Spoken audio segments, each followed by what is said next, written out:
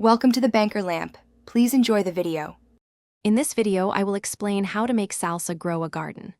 First, pick a spot in your yard that gets plenty of sun, ideally 6 hours or more each day.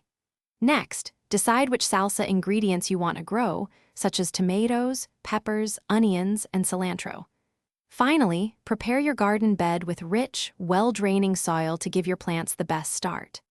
Once your garden bed is ready, it's time to plant. Place your tomato and pepper seedlings about 24 inches apart, ensuring they have enough room to grow. For cilantro and onions, sow the seeds directly into the soil according to the package directions.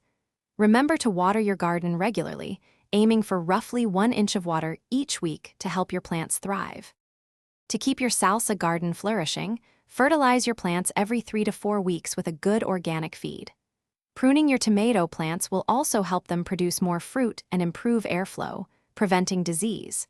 When your vegetables are ripe and firm, it's time to harvest them. Picking regularly encourages more production and ensures the best taste for your homemade salsa. Now for the best part, making your fresh salsa. Dice your homegrown tomatoes, peppers, onions, and cilantro, then mix them with a squeeze of fresh lime juice. You can easily customize the spice level by adding more or fewer hot peppers to suit your taste. Enjoy the incredible flavor of salsa made with ingredients straight from your own garden. And hey, while you're checking out the description for other deals, you'll find a link to a fantastic water bottle to keep you hydrated during all your gardening adventures. Thanks for watching. If this was helpful, leave a like and consider subscribing. See you next time.